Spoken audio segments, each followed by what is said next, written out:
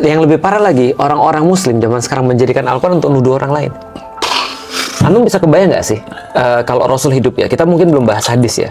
Antum bisa bayangin nggak, ketika Rasul hidup zaman sekarang dan dia ngelihat kita jelekin orang lain, atau kita merasa lebih baik daripada orang lain, tapi pakai nama dia. Ya. Allah juga sama kan? Kita menjelekkan orang lain kan pakai nama Allah. Allah nggak ridho dengan kamu. Allah nggak mau kamu begitu. Dia pakai nama Allah. Padahal kita ini bukan orang yang dalam tanda kutip, bukan berarti kita tuh mau jahat gitu maksudnya. Kadang-kadang ada orang memang kadang-kadang lupa dan seterusnya. Makanya Abu Bakar tuh kadang mengeluarkan satu pernyataan yang mungkin diketahui sekarang, tapi relate kalau kita tahu konteks tadi. Abu Bakar bilang gini, kalau aku kehilangan sendal, aku cari di Al-Quran. Artinya tidak ada hal remeh di dalam Al-Quran. Bahkan sekadar kamu kehilangan sendal, ayo baca Quran. Karena harusnya kamu ketemu solusinya di situ. Bukan berarti kayak zaman sekarang. Kalau orang baca itu di zaman sekarang, jadinya apa? Bener-bener kalau ada sesuatu yang hilang, dia cari dalam Al-Quran. Qurannya diklinik. Yeah. Bukan untuk kemudian menyelesaikan permasalahan dia. Nah, padahal kalau kita lihat, kalau kita bicara soal buku, aku boleh luasin pandangan sedikit nggak, Mas? Yeah. Aku tahu Mas Panji ngerti ini, tapi Mas Panji cuma belum sadar aja.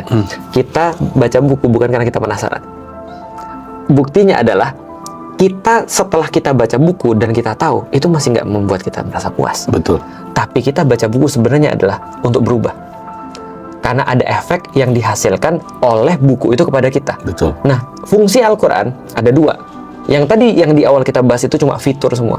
Fitur, mukjizat, dan segala macam itu semua fitur. Makanya Mas ujungnya bilang begini kan, ya itu kayak klaim sih, tapi ada satu yang nggak bisa diklaim, atau sesuatu yang tidak bisa bersifat transaksional atau fitur transformatif namanya.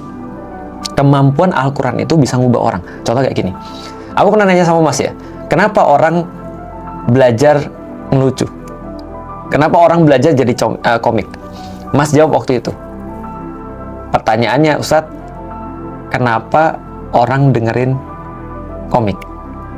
Berarti kan ada sesuatu yang diharapkan bisa mengubah diri dia.